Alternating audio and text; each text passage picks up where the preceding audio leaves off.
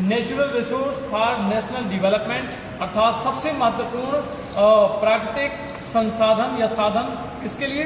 राष्ट्र के विकास के लिए। क्या है? पहला इफेक्टिव लीडरशिप, प्रभावी नेतृत्व। दूसरा इंटेलिजेंस मिडल मैनेजमेंट, अर्थात जो इंटेलिजेंस मतलब समझदार और बीच का जो मैनेजमेंट है उसको कैसे होना चाहिए? Intelligent. C number human labour, जो वहाँ की ह्यूमन लेबर है उसको, और इसको लिखते भी जाए साथ में। डी नंबर फॉरेन असिस्टेंट, मतलब विदेशी सहयोग। दूसरा number human power means, human मतलब मानव शक्ति का मतलब क्या है? Only women, people including children, people और साथ में कौन? बच्चे। ओनली मैन, केवल आदमी। D number both man and women. Third number the ignored and overlooked factor in the development. Hello, ignored, जिसको इग्नोर किया जाता है और अनदेखा किया जाता है, वो कौन सा फैक्टर है विकास में? रोल ऑफ मिडिल मैनेजमेंट, मतलब मिडिल मैनेजमेंट का रोल को इग्नोर किया जाता है। रोल ऑफ चाइल्ड लेबर पे ध्यान नहीं दिया जाता है। रोल ऑफ वुमेन के रोल पे भी ध्यान नहीं दिया जाता है। रोल ऑफ फॉरेन असिस्टेंट, जो विदेशी जो हमारे लिए सहयोग आता है उस पर भी है, उस पर भी ध्यान अनदेखा किया जाता है। ठीक है, अनदेखा मतलब जिसको देख करके भी ना देखना। चौथा वुमेन हैव हार्डली, वुमेन के पास मुश्किल से एनी इकोनॉमिक और लीगल स्टेटस, आर्थिक, इकोनॉमिक मतलब आर्थिक और लीगल मतलब कानूनी रूप से कोई स्टेटस है ऐसा बहुत कम है। एनी वाइज, कोई भी आवाज़ इन फैमिली और कम्युनिटी डिसीजन, और लीगल और इकोनॉमिक मतलब फैमिली के जो निर्णय होते हैं या कोई कानूनी रूप से कोई काम होता है या इकोनॉमिक आर्थिक स्टेटस बिल्कुल भी मुश्किल से है, ये बता रहा है। वुमेन के पास क्या है?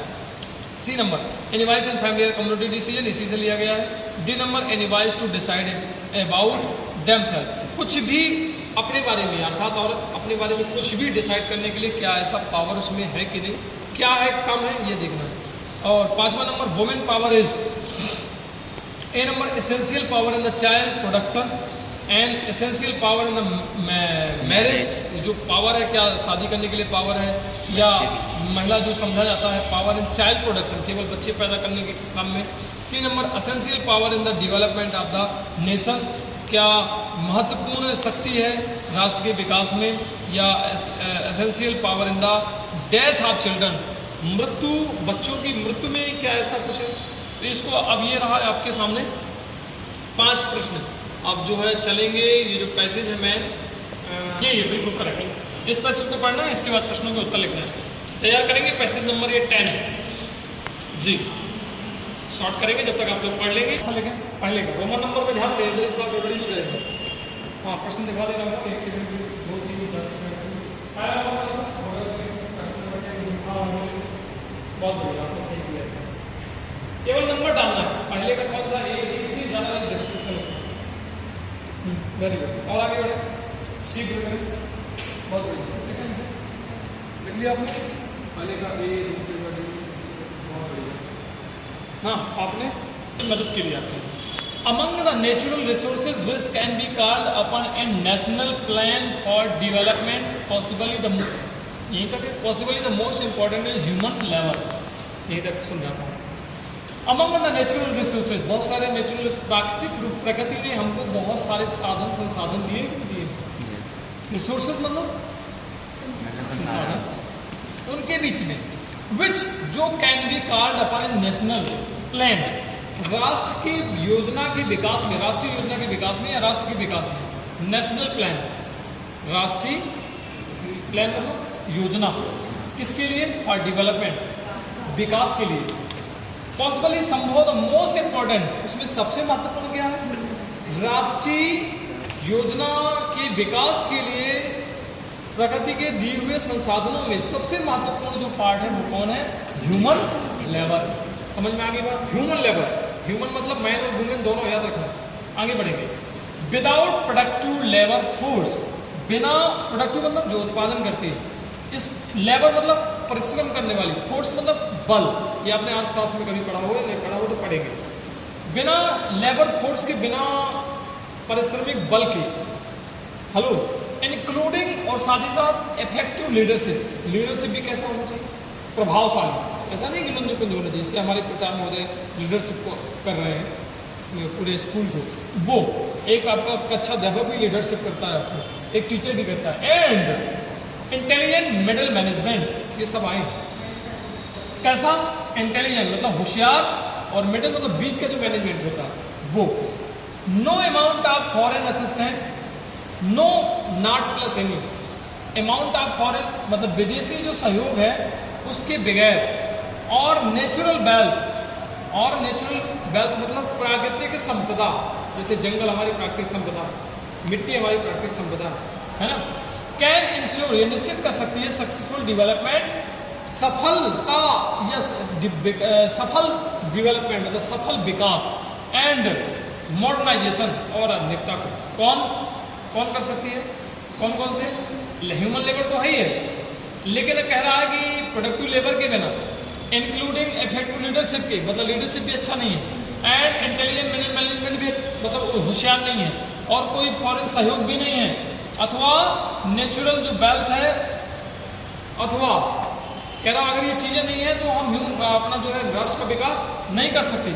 अगर ऐसा नहीं है तो फिर क्या होना चाहिए? नेचुरल वेल्थ जो प्राकृतिक संपदा है वो भी निश्चित कर सकता है सफल विकास को, एंड मॉडर्नाइजेशन और आधुनिकता को, मतलब समय के साथ साथ हम आगे बढ़ जा सकते हैं। आधुनिकता का मतलब ये वन एसेंशियल फैक्टर है, सबसे महत्वपूर्ण जो फैक्टर है वो क्या है? हमेशा यूजुअली मतलब जनरली मतलब सामान्यता, ओवरलुक और इग्नोर, मतलब या तो अनदेखा कर दिया जाता है या तो इग्नोर कर दिया जाता है, अर्थात उस पर ध्यान नहीं दिया जाता है कि ठीक है काम कर रहे हैं, ठीक है कर रहे हैं, या तो उस पर इग्नोर कर दिया जाता है, उस पर ध्यान नहीं दिया, उसका महत्व नहीं दिया जाता। क्या है?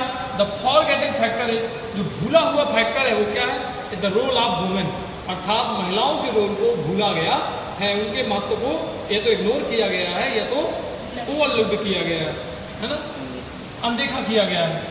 डेवलपमेंट जो विकास है विल बी हैंडीकैप, हैंडीकैप मतलब आदमी जो नहीं होता है अंधा लूला हो जाता है, कुछ असमर्थ है जिसको बोलेंगे, किसी काम को करने में सक्षम ना होना, असमर्थ होना, वो क्या है? एज लॉन्ग, जब तक रहेगा विकास तब तक असमर्थ रहेगा जब तक कि महिलाएं रिमेन सेकंड क्लास सिटीजन, जबकि महिलाओं को सेकंड दर्जे का नागरिक बनाया जाएगा। इसलिए महिलाओं को आज हम पढ़ा रहे हैं।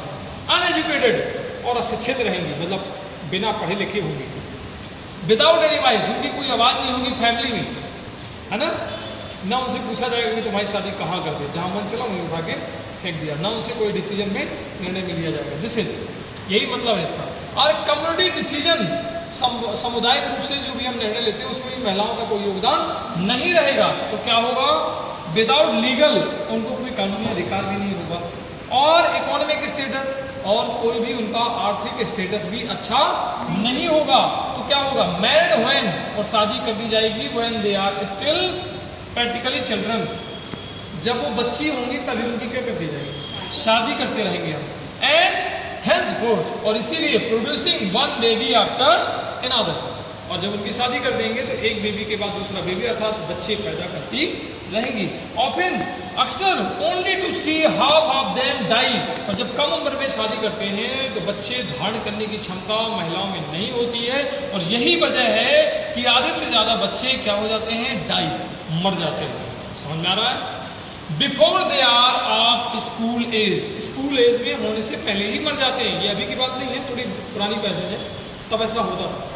आज मातृत्व दर बढ़ गई है, नहीं तो पहले हम सुना करते थे फलाने के बच्चा हुआ वो खत्म हो गया, फलाने के बच्चा हुआ खत्म हो गया, ये बहुत ज़्यादा केसेस होते थे। तो हम नहीं समझ पाते थे कि ऐसा क्यों हो रहा, फिर बाद में समझ में आया।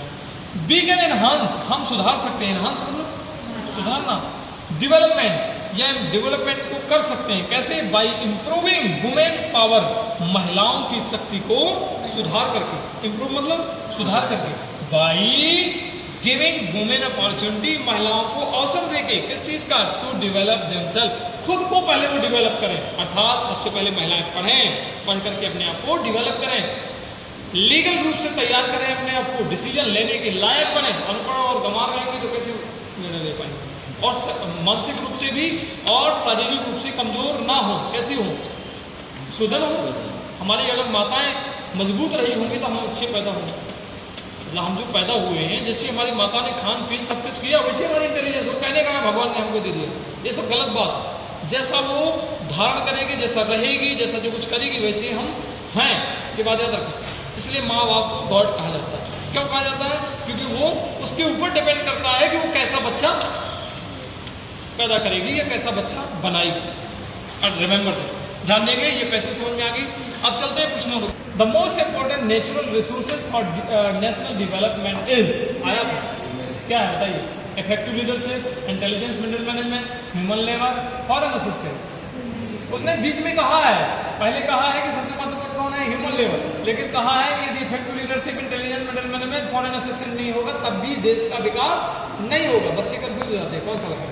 अरे केवल हम जो पैसे में बात कह रहा है उसकी कह रहे हैं, कह रहा है मोस्ट इंपॉर्टेंट है, तो वो लाइन में लिखा ह्यूमन लेबर। करेक्ट आंसर है C, human labour. Second, human power means, मनुष्य की शक्ति का मतलब है ओनली महिलाएं, पीपल इंक्लूडिंग चिल्ड्रन, बच्चों और साथ में मतलब लोग और साथ में बच्चे, only man, both man and women, man and women, क्योंकि वो दोनों की बात कर रहा है। वो कह रहा है महिलाओं को भी इग्नोर मत करो, ठीक है ना, महिलाएं सबसे बड़ा। तो correct answer is D. Third number, the ignore and overlooked for factor in the development, राष्ट्र के विकास में एक ऐसा फैक्टर है जिसको अनदेखा किया जाता है या इग्नोर किया जाता है, अर्थात उस पर ध्यान नहीं दिया जाता है। क्या है? Role of middle management, role of child labour, role of women, role of foreign assistant, ये सब नहीं है। पर करेक्ट आंसर है सी। आपको सब ये पैसे सवाल इसलिए ज्यादा तर्क भी नहीं दे रहा हूँ क्योंकि आपको समझ में आ चुका है। Fourth number, women have hardly, महिलाओं के पास मुश्किल से ये है। क्या है मुश्किल से? देख लें, एनी इकोनॉमिक और लीगल स्टेटस, उसमें बहुत सारी बात की कि महिलाओं के पास क्या नहीं है। फिर सेकंड नंबर, अभी ये आंसर में आ रहा है पर अपन छोड़ेंगे भी, एनी वाइज इन फैमिली और कम्युनिटी डिसीजन और लीगल इकोनॉमिक स्टेटस, इसमें देखिए सबको समाहित कर लिया, मतलब जितने भी थे, मतलब क्या, फैमिली में उनकी आवाज़, कम्युनिटी डिसीजन सामुदायिक जो निर्णय होते हैं, और लीगल मतलब कानून, और जो आर्थिक स्टेटस है मतलब महिलाओं के पास पैसा भी है कि वो खर्च कर सकती है, खा पी सकती हैं अपने लिए। C number, any wise in family और कम्युनिटी डिसीजन, ये जो इसमें जो लिखा है वो इसमें भी है और इसमें भी है। Any wise in decision about the message, A, C और डी तीनों इसमें समाहित है, डी में, और क्योंकि ए सी डी एकदम सही है, इसलिए करेक्ट आंसर इज क्या है? बी। समझ में आ गई बात? चलिए पांचवा, women power is, women power is and women जो पावर है वो किस लिए महत्वपूर्ण है? पावर इन चाइल्ड प्रोडक्शन, बच्चों के विकास में केवल नहीं। वुमेन पावर इज मैरिज, शादी करने के लिए जरूरी है? नहीं, महत्वपूर्ण है। C, an essential for in the development of the nation, राष्ट्र के विकास में महत्वपूर्ण है, जरूरी है। An essential power in the death of children, बच्चों के लिए, तो ये डी तो सरासर गलत है। ये ए, बी और बी क्या है? गलत है। ये है राष्ट्र के विकास में। करेक्ट आंसर है सी। अभी रुकेंगे, सॉल्व कर चुके हैं।